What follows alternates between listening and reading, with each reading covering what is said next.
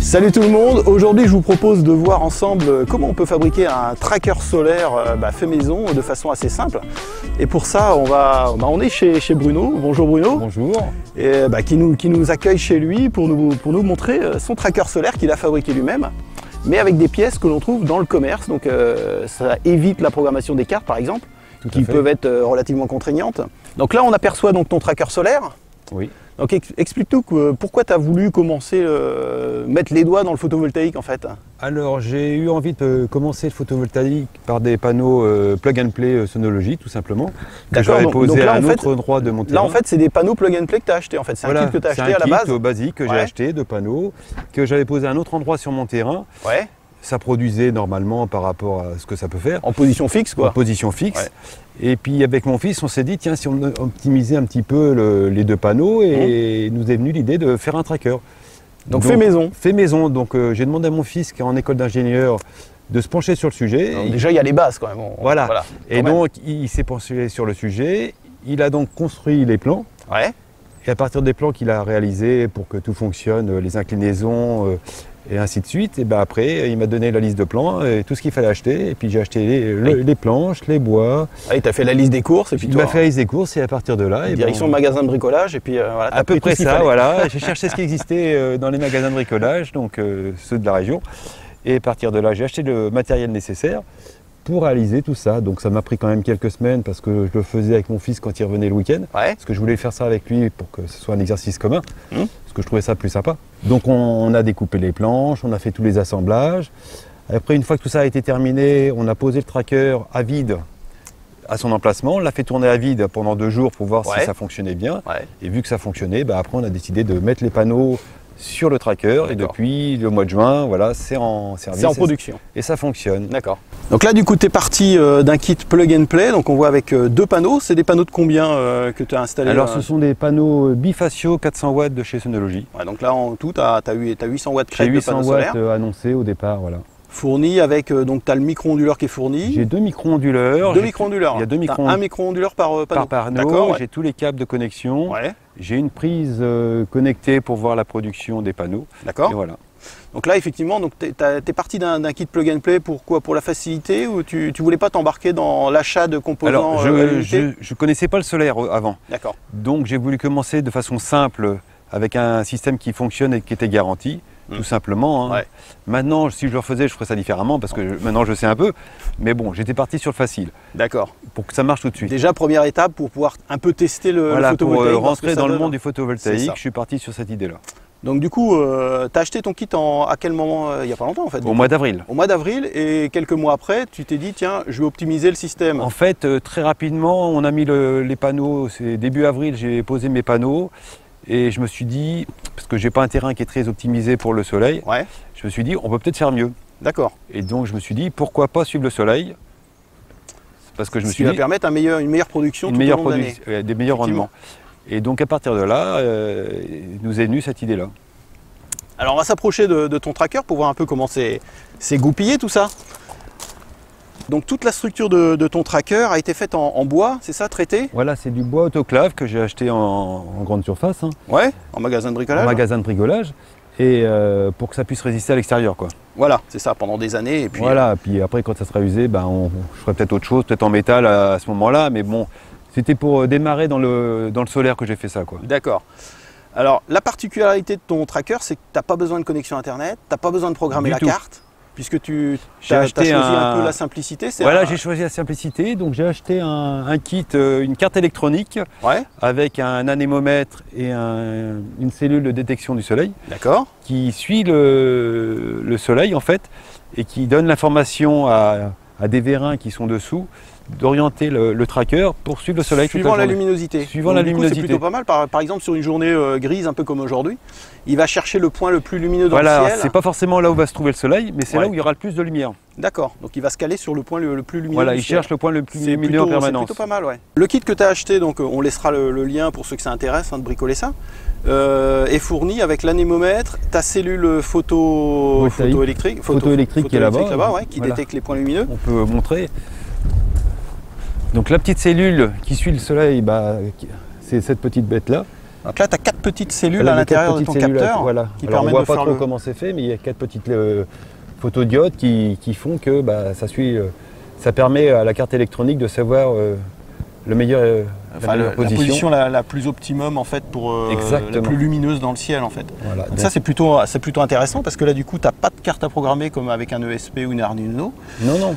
C'est très simple, tu as juste à brancher en fait ton boîtier à l'anémomètre. Donc l'anémomètre il est là, donc c'est cette partie là qui est vendue, la partie noire. Ouais. Moi j'ai fait un système. Alors toi oui, tu as rajouté des choses. Oui, parce que j'ai une imprimante 3D, hein, c'est ça? J'ai une imprimante 3D, donc je me suis amusé à modéliser ce support en 3D pour pouvoir que ça tourne bien, vous voyez, donc, et pour que l'anémomètre reste toujours à la verticale. D'accord.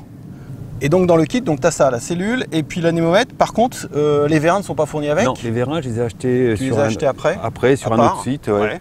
Parce que pour tout ce qui est électronique, l'anémomètre, les cellules et la carte électronique, j'ai acheté ça chez les Chinois. Ouais, on va dire ça comme ça. Voilà, pour tester, c'est bien. Pour tester, voilà. Et après, bon, pour avoir les vérins, j'aurais pu les prendre chez eux, mais il y avait des délais qui étaient un peu longs, donc j'ai été sur un autre site bien connu de livraison qu'on utilise tous. Je peux le nommer? Si tu veux. Amazon, tout simplement. Et puis ça vient d'AliExpress, on va pas. Et ça, c'est AliExpress, oui. Ou Alibaba. Voilà, c'est la même chose. D'accord.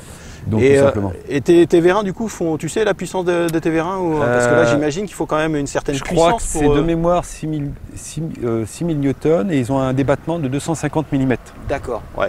Parce que là, tu as quand même un poids à... Voilà, il y a quand même du poids à basculer. Et puis, j'avais besoin d'un certain débattement, donc j'ai pris 250 et c'est ce qui correspond à ce que j'avais besoin. Alors, justement, quand tu achètes ton boîtier là, qui gère ton tracker, est-ce qu'il conseille des vérins particuliers ou pas? Non. Non, pas particulier. Non, donc, parce du coup, c'est à toi de choisir le bon. C'est moi qui choisis parce que cette carte aussi, on peut mettre des capteurs de fin de course si on veut. Sur cette carte-là, il y a 2 entrées pour des capteurs de fin de course. D'accord. Sauf que mes vérins sont déjà équipés de capteurs de fin de course, donc j'avais pas besoin de me servir de ça. Effectivement, d'accord. Donc l'avantage d'un tracker solaire comme ça, c'est qu'il va, dès le matin, il va produire au maximum en fait. Dès le lever du soleil, tes panneaux vont être quasiment à la verticale, j'imagine, et se remonter au fur et à mesure de la journée. Les panneaux, ils se remettent comme ça le matin, quand il y a le soleil, et puis après, ils vont suivre. Alors là, c'est le mauvais exemple parce qu'aujourd'hui, on n'a pas une belle journée. Là, on est limite de l'orage. Voilà, il y a l'orage qui arrive, j'espère qu'on va pouvoir finir. Mais autrement, non, le panneau suit vraiment toute la journée. Là, en ce moment, il est comme ça. Plus tard, il va être comme ça. Et ce soir, il sera comme ça. D'accord. Mais c'est l'avantage. Donc, du coup, est-ce que depuis le mois de juin, tu sais à peu près combien tu produis de plus le fait d'avoir ce tracker solaire par rapport à une position fixe? J'ai regardé. Je suis entre 25 et 30% de plus par rapport au fixe. Donc, ce qui est plutôt intéressant quand même. Voilà. Ça te permet d'avoir moins de surface de panneaux solaires et une meilleure production. Voilà, j'ai une meilleure production avec le même nombre de panneaux. En fait, c'est vraiment l'optimisation des panneaux pour la journée. Là, on sent que l'anémomètre commence à tourner, l'orage arrive. Voilà, donc voilà, ça commence. Peut-être s'il y a une bourrasque qui va se mettre à l'horizontale, parce qu'en fait, il se met à l'horizontale dès qu'il y a du vent au-dessus de 50 km/h. Donc 50, donc c'est une vitesse que tu règles ou pas? Oui, tout est réglable, tout est paramétrable. Donc aussi bien la vitesse de l'anémomètre, enfin la détection de la vitesse, que l'inclinaison quand il se met en sécurité. Donc moi je l'ai réglé pour qu'il se mette à l'horizontale, mais on peut choisir tout vraiment. Tu peux choisir la position même on peut tout régler. En cas de vent, tout est réglable. D'accord. Et très simplement, il y a un petit afficheur. Moi j'ai pris l'option, j'ai pris une petite télécommande parce que je trouvais ça plus pratique. Mais bref, et tout est réglable et assez facilement. Il y a une notice que j'ai trouvée, alors elle était en chinois à la base, mais j'ai trouvé quelqu'un qui l'a traduite en français, donc ça c'était très bien. Ça aide, oui, parce que le chinois je le maîtrise pas trop. Malgré Google Traduction. Voilà. Mais bon, il y a quelqu'un qui a fait l'effort de traduire la notice, donc ça c'est super. Merci à lui. Et donc voilà, en fait on suit la notice et puis mais il y a beaucoup de paramètres qu'on peut paramétrer. Donc c'est vraiment bien paramétrable suivant ce qu'on veut en faire en fait. Ouais, c'est assez puissant. Donc là du coup, si on voulait installer un tracker avec 8 panneaux, il faudrait installer des vérins plus forts en fait. Voilà, c'est tout. Après c'est les vérins et puis la structure qui serait différente. Puis des vérins plus costauds, enfin la structure, il faudrait qu'elle soit un peu plus évoluée. Parce que là c'est assez rudimentaire ce que j'ai fait. Mais autrement, la partie électronique, ça ne change rien. Donc là on voit, tu as lesté tout ton support avec pas mal de dalles en béton en fait. Oui. Là tu sais combien tu as de poids Moi j'ai à peu près 150 kg 150 kg de béton posé. Plus la structure, qui a une forme qui fait que Ça résiste assez bien au vent parce qu'on a eu quelques coups de vent dans la région il n'y a pas très longtemps. Et en fait, il n'y a rien qui a bougé. Parce que je surveillais, parce que c'était le premier coup de vent qu'on avait. Et je ne sais jamais à quoi s'attendre. Je ne savais pas du tout, puisque nous, on avait tout fait sur ordinateur, mais quand on est dans la vraie vie, c'est pas toujours pareil. Exactement. Et donc, je surveillais quand il y avait les coups de vent. J'étais dehors, je regardais mes panneaux. Et en fait, la base, la partie trépied du tracker n'a jamais bougé. Donc, a priori, tout ce qu'on a fait avec mon fils, ça fonctionne. Pour l'instant, c'est opérationnel. 100%. Alors sur un mois classique en plein été, par exemple au mois de juillet, tu sais combien tu as produit avec ces deux panneaux? Autour de 150 kg. 150 kWh voilà. Sur le mois, donc c'est plutôt bien pour 150, juin, juillet 150, août c'est en cours donc je ne sais pas. Ouais, le mois n'est pas terminé. Le mois n'est pas terminé, mais autour de 150 kg. Ok. Comme c'est un kit plug and play, donc tu pars directement de ton micro-onduleur pour arriver dans ta maison. Voilà, dans ma maison. Alors tu t'es branché comment? Sur une prise ou alors tu t'es quand même installé? Non, dans la maison j'ai mis un disjoncteur différentiel 30 milli parce que tout ce qui est extérieur, moi je protège tout. Donc il y a à la base, tu étais quand même électricien. J'étais électricien à la base. Donc ça peut aider. Il y a quelques notions d'électricité. Voilà, donc j'ai sécurisé. Tu as préféré mettre un disjoncteur différentiel? Ouais, j'ai un différentiel 30 milli dans la maison pour protéger ces deux panneaux, même si la puissance n'est pas très élevée. J'ai protégé avec un disjoncteur spécifique pour cet équipement. Et alors, tu es en quelle section de câble d'ici jusqu'à ta maison? En 3x2,5. En 3x2,5, ok. Donc c'est largement assez puisque j'ai par rapport à la puissance, je suis large. Ça accepte beaucoup plus que ça. Donc on voit, donc tu as fait des caches sur les axes, puisque alors ton tracker solaire est sur un double axe, en fait, vertical et horizontal. Tout à fait. Donc, tu as intégré des roulements sur les axes? Donc j'ai mis des roulements sur les axes. Donc là, on ne voit pas forcément très bien, mais voilà, mais il y a des roulements sur tous les axes. J'ai mis beaucoup de roulements pour que ce soit très libre. Il ne faut pas que ça freine. Voilà. Donc, et pour protéger tous ces roulements, j'ai fabriqué les petits caches en impression 3D. Quoi. Voilà. Vive l'imprimante 3D du coup. C'est un outil fantastique. Ça sert à tout et n'importe quoi. Donc quand on a besoin de quelque chose, l'imprimante 3D.